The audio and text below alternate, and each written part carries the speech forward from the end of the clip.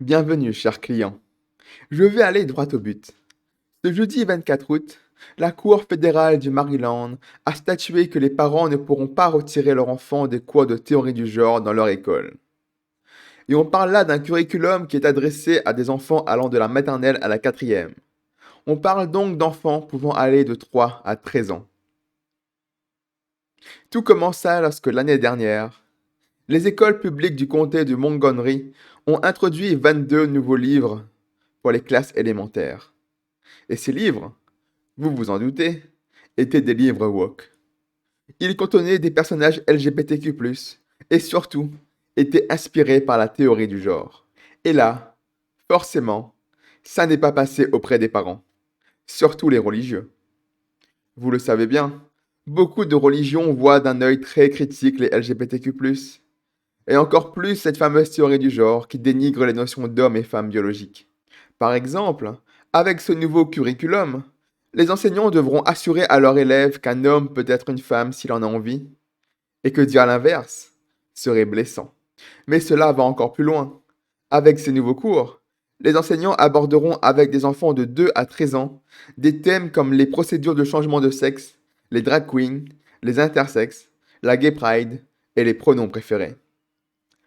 Je le répète, mais tout cela, c'est dès 2 ans. Ils veulent apprendre à des gosses dès 2 ans qu'ils peuvent changer de sexe. Et on s'étonne que le niveau scolaire est en chute libre. Bref, naturellement, les parents religieux, plus les non-woke évidemment, ont tenté de dispenser leurs enfants de ce genre de cours. Cependant, c'est là que les choses ont commencé à se corser. Les écoles ont tout simplement et purement interdit ce droit aux parents. Leurs enfants devront suivre ces cours, qu'ils le veulent ou non. Les écoles du comté de Montgomery ont avancé l'excuse qu'ils se servaient simplement des livres LGBTQ+, non pas pour endoctriner les élèves, mais comme exemple pour leur apprendre l'anglais. Alors, c'est quand même osé comme excuse, on ne va pas se mentir. Parce que en suivant cette logique, absolument n'importe quel livre pourrait faire l'affaire, tant que c'est écrit en anglais. Genre, c'est comme si je forçais des gens à lire toute la bibliographie de Karl Marx, et que je rétorquais, non, je ne veux absolument pas les formater au communisme. Je veux juste leur faire de la lecture. Bref, les parents d'élèves, pas cons, se sont vite rendus compte de l'arnaque. Surtout que des documents internes des écoles ont fuité. Des documents qui stipulaient précisément que le but était l'enseignement explicite de la théorie du genre et de l'identité sexuelle. Ah, et aussi, dans la catégorie excuses stupides, les écoles ont même osé sortir un. Il y a tellement de parents qui veulent enlever leur enfant des cours que cela gênerait le bon déroulement de l'école. On ne peut pas autoriser cela. Alors, j'ai un petit message pour ces écoles. S'il y a une masse de parents qui refusent que leur enfant suive vos cours, alors c'est peut-être l'école le problème dans ce cas-là, et pas les parents.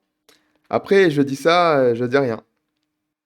Mais sous la pression de plus en plus écrasante des parents mécontents, et surtout des musulmans, les écoles ont tenté de noyer le poisson avec une nouvelle excuse, disant que les parents ont toujours le choix de garder leur enfant à la maison lors de ces cours. Cependant, ce ne sera pas une absence excusée. Vous voyez, cela, c'est ce qu'on appelle un non déguisé en oui. Concrètement, ce que les écoles disent ici, c'est oui, vous avez le droit d'empêcher votre enfant de suivre les cours de théorie du genre, mais il va en subir les conséquences. Et c'est là qu'on arrive au point mort. D'un côté, on a les parents d'élèves qui refusent catégoriquement que leur enfant suive les cours de théorie du genre. Et de l'autre, on a les écoles qui refusent catégoriquement que les élèves soient dispensés de ces fameux cours. Et c'est là que la justice intervient, dans un jugement tout chaud, rendu ce jeudi 24 août 2023. Comme je vous l'ai dit au début de la vidéo, la justice a statué en faveur de l'école. Et au passage, le juge qui s'est occupé de l'affaire a comme par hasard été nommé par l'administration Biden. Pour ceux qui l'auraient oublié, Biden est l'actuel président des USA. Et surtout, c'est un démocrate, un gauchiste en somme. Et quand on connaît l'étrange passion qu'ont les gauchistes pour parler de sexe et d'identité de genre aux enfants, ce jugement n'est pas une grande surprise en vérité. Mais malgré tout, Ce jugement sonne comme un coup de massue. C'est officiel désormais. Il est impossible pour un parent du Montgomery d'inscrire son enfant dans une école publique, sans qu'il n'y soit enseigné la théorie du genre dès le plus jeune âge. Le seul moyen d'y échapper, c'est soit l'école à la maison, soit l'école privée, ou carrément de changer d'état. Sauf que ce ne sont pas réellement des solutions que beaucoup peuvent se permettre. Pour l'école à la maison, il faut le temps de s'occuper en permanence de son enfant, et pour l'école privée et le déménagement, eh bien, il faut de l'argent. Beaucoup d'argent. Et cela, cette situation, ce genre d'affaires, c'est exactement le pourquoi il y a de plus en plus de radicalisation anti-LGBTQ+. Je le reprécise, mais ce pourquoi les parents ont protesté ici, c'était uniquement de dispenser leur enfant des cours. C'est tout. Il n'était même pas question de retirer les cours LGBTQ+, ou les livres ou autres de l'école. Les parents n'avaient pas de problème pour que les écoles intègrent le nouveau cursus LGBTQ+. Seulement, ils voulaient que ce dernier ne soit pas obligatoire. Et même ça, on le leur refuse.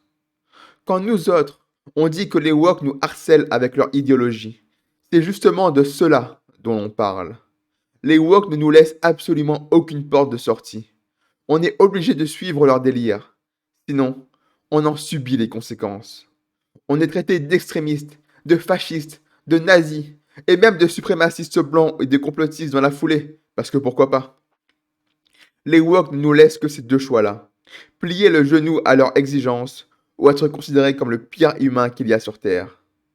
Mais à force d'aliéner une énorme partie de la population, de les insulter H24 des noms les plus horribles qui soient, eh bien, forcément, il y en a qui craquent et qui finissent réellement par ressentir du dégoût et de la haine contre les personnes de la communauté LGBTQ+. Personnellement, c'est un phénomène que je déplore, mais je sais qu'il est inévitable. C'est juste la nature humaine. On ne peut pas diaboliser des gens en masse injustement et espérer que tout se passe bien. Le monde ne marche juste pas comme cela. Mais même si c'est inévitable, j'aimerais quand même qu'on évite au plus possible les dégâts.